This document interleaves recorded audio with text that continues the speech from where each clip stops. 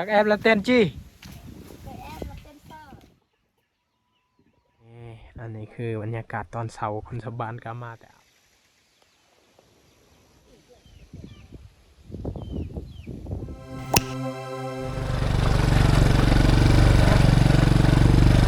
เป็นทางที่จะเข้าไปหมู่บ้านพระเจ้านี่กัน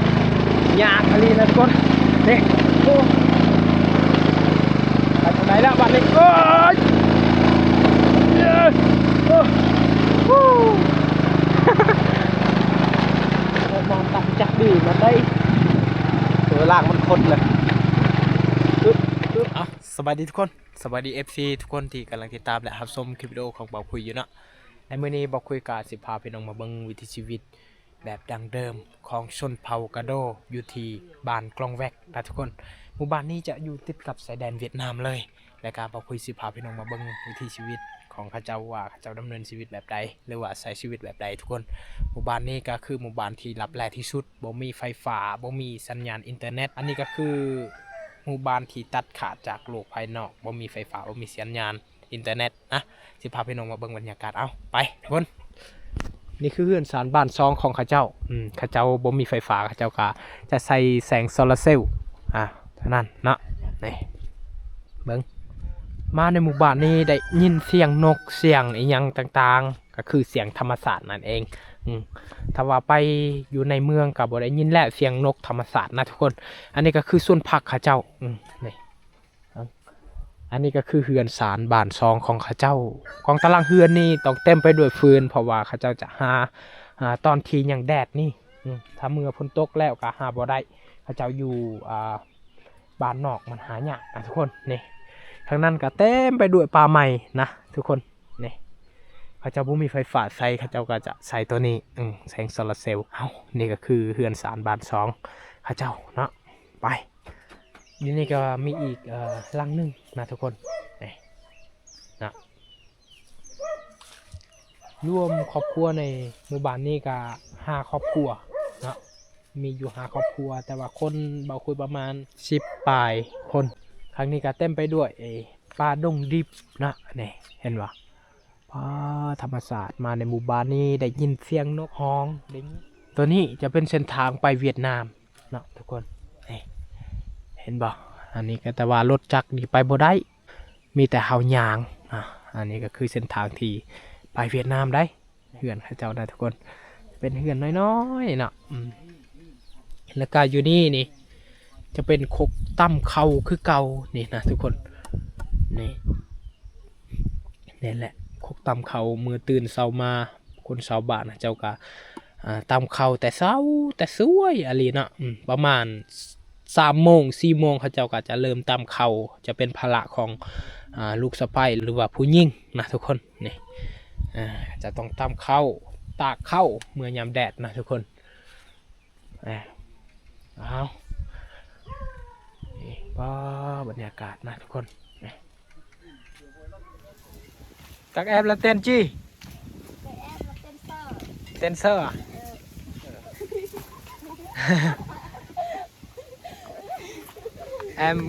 Em đây là tên chi? Em đây là tên Hát. Tên Hát à? Họ tham sư cháu sư nhang. Em tên chi? Nang. Sư Nang. Ô, là hạ Ali xào pháo cá đồ nó. Em mấy tuổi rồi? Em nay là 17. 17 em. Mấy tuổi? Em 18. 18. Em cái này là 17, em cái nữa là 18 tuổi. Các em biết tiếng Việt nhiều hết. Họ tham vàน้องๆเขาเจ้าฮู้ภาษาเวียดนามลายบ่เขาเจ้าตอบว่าแม่ลายเพราะว่าเขาเจ้าเคยไปเวียดนามเรียนสารบ้านซองเขาเจ้านะทุกคนem cái đi tên chi? Cái này là hỏi anh Việt.นี่สาวพอกันโดcó yêu chưa? Chưa có yêu เขาถามว่ามีแฟนแล้วบ่เขาตอบว่ายังบ่มีแฟนแต่ว่าเขาเจ้าก็ยังเคลื่อนกองอยู่โอ้ทุกคนเจ้าเคลื่อนกองเอากับบถ่ายเนาะนี่เบิ่งนี่คือเคลื่อนแบบดังเดิมปัจจุบันนี่หาดูยากอะไรได้ทุกคนนี่ทุกคนเอา เอาเลาะไปเรื่อยอันนี้ก็จะเป็นเฮือนน้อยๆเฮือนเขาเจ้าอยู่นะเอาโอเคทุกคนบรรยากาศยามเช้านี่ก็จะประมาณนี้นะเวลาที่นี่ก็จะประมาณ7 โมงปลายนี่พระอาทิตย์ก็เริ่มจะออกมาแล้วนะเอาทุกคนคนชาวบ้านเขาเจ้าก็เตรียมตัวจะไปไห่ไปสวนเนาะนี่ปลาเบิ่งหมูนี่งามมาดีหมูเนาะเขาเจ้าเลี้ยงหมูเลี้ยงแบะเลี้ยงไก่นี่เห็นปะของหมูเขาเจ้าก็อยู่เหมือนนี้เลยนี่นะทุกคนเอานี่คือวิถีชีวิตของคนชาวบ้านเขาเจ้าอาชีพหลักของคนชาวบ้านก็คือเฮ็ดให้เป็นหลักเนาะนี่อันนี้คืออาชีพของคนชาวบ้านเพราะว่าเขาเจ้าจะเฮ็ดมันต้นกันยากลดเขาบ่ได้นะในหมู่บ้านเขาเจ้านี่เขาเจ้าต้องเฮ็ดให้เป็นหลักแต่ว่าเฮ็ดให้กับบ่งามนะทุกคนปีหนึ่งนี่ก็ได้ประมาณ5 สอบหรือว่า6 สอบประมาณนี้แหละก็บ่พอกินเขาเจ้าต้องได้ไปทำงานหรือว่าเฮ็ดเวียกอยู่ที่พี่น้องฝั่งเวียดนามนะไปทำงานอยู่เวียดนามและจึงได้เงินจากทำงานนั่นก็คือซื้อข้าวสารนี่ทุกคนอันนี้จะเป็นเหล้าข้าวเจ้านี่ทุกคนนี่แต่ว่าในหมู่บ้านเจ้านี่มีวิทย์มีห้องน้ำเนาะทุกคนก็คืออันนั้นจะเป็นห้องน้ำเจ้าได้นี่เอาทุกคนเดินไปแหละบอกคุยได้เห็นอันนั้นก็คือบอนเจ้าตีมีดตีผานี่บอนนี่อันนี้คือบอนที่เขาจะตีมีดตีผาเห็นบ่อยู่หันเลยจะตีมีดตีผาได้จะมีลูกปืนนะบอลจะตีมีดตีผานี่เบิ่งคนชาวบ้านเจ้ามาแต่อาบน้ำตะมอโจแต่ปะเปียพร้อมเด้อนี่เขาเจ้ามาแต่ซักเครื่องหรือว่ามาแต่อาบน้ำนะทุกคนโอ้เงียบเลยตะแวลหยาเลยนี่ไรโอ้เขาบอกว่าหนาวอันนี้อยู่บุกบ้านเขาเจ้าตอนเสาร์นี่นะทุกคนนี่ป้าเถอะอ้าวไปคนชาวบ้านกัน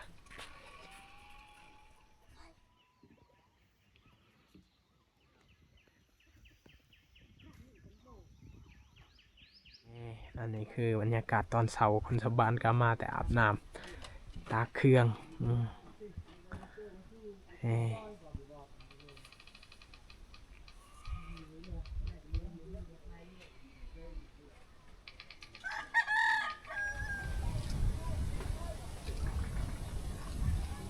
โอเคทุกคนจุดนี้ก็คือจุดที่งามที่สุดในหมู่บ้านข้าเจ้าเนาะ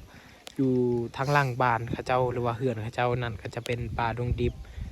นี่ข้างหน้านี่ก็จะเป็นเฮือนข้าเจ้าเฮือนแบบดั้งเดิมเฮือนแบบนี้นี่หาดูยากเลยได้ทุกคนหาดูยากอะไรยอมรับเลยน้อยหมู่บ้านที่จะมีเฮือนแบบนี้นะทุกคนแต่ว่าหมู่บ้านนี้ก็ยังมีและก็ยังใช้ชีวิตแบบดั้งเดิมอยู่ของทุกคนคนชาวบ้านนี่เขาจะกินนำหวยกล้องแวกนั่นเองนะนี่ก็คือเส้นทางเข้าไปหมู่บ้านเขาเจ้านะทุกคนแต่ว่า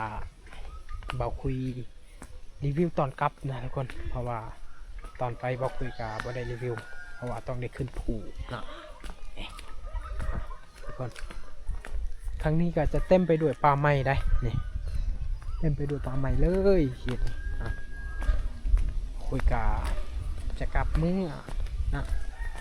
ตามเส้นทางนี่ก็แบบนี้เลยทุกคนวันนี้ก็ยังใครแน่รถไปได้แต่ว่าเมื่อกายนี้ไปและเราต้องได้ขามห้วยอีกก็คือห้วยกล้องแวกนั่นเองนะทุกคนและต้องได้ขึ้นภูอีกได้ภูอันนั้นก็สูงอันนี้ทุกคนนี่ก็คือตามถนนหนทางเดินทางเข้าสู่หมู่บ้านข้าเจ้านะนี่ไปเอากันอยู่ไกลน้ำห้วยกล้องแวกนี่ก็ได้ยินเสียงกบเสียงเขียดนะทุกคนบูกวากโอ้โหเป็นธรรมศาสตร์อันนี้แบบนี้ก็เฮ็ดให้เฮานอนหลับสบายนะได้ยินเสียงนกได้ยินเสียงกบได้ยินเสียงเขียดนะทุก ห้วยคลองแวกนะนี่ได้ยินเสียงน้ำไหลอีกได้เป็นธรรมศาสตร์อันนี้น้ำตัวนี้ก็คือน้ำคนชาวบ้านเขาเจ้ากินเขาเจ้าอาบเขาเจ้าใส่นะทุกคนนี่ฝั่งนั้นนี่เขาเจ้าขึ้นไปเฮ็ดไฮได้ส่วนมันต้นหรือว่าส่วนดอกแคมหรือว่าส่วนไฮเนาะเขาเจ้าก็จะไปเฮ็ดอยู่ฝั่งนั้นทุกคนเอาโอเคทุกคนสำหรับหมู่บ้านคลองแวกก็คือแบบพี่น้องเห็นนี้เลยเบาคุยจะไปถ่ายทอดวิถีชีวิตเขาเจ้าคือว่าทุกคนวิถีชีวิตเขาเจ้านี่ยังเป็นแบบดั้งเดิมและเฮือนซานบ้านซองเขาเจ้านี่ก็ยังเป็นทรงเฮือนแบบดั้งเดิมทุกคนแล้วก็เขาเจ้าก็อยู่ตามธรรมศาสตร์ภูผาป่าไม้นี่ครั้งนี้ก็จะเป็นธรรมศาสตร์ป่าดงดิบเนาะแล้วก็ครั้งนี้ก็จะเป็นเฮือนซานบ้านซองเขาเจ้านี่วิถีชีวิตของเขาเจ้านี่ก็เฮ็ดไฮเป็นหลักเนาะก็คืออาชีพหลักของเขาเจ้าเลยเพราะว่าเส้นทางเข้าบ้านเขาเจ้าก็ยากเนาะก็เลยเขาเจ้าก็บ่เฮ็ดอาชีพอื่นเนาะคันเฮ็ดอาชีพอื่นเราต้องมี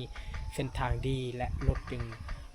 ไปซื้อขายได้เนาะทุกคนนี่แต่ว่าเขาเจ้าก็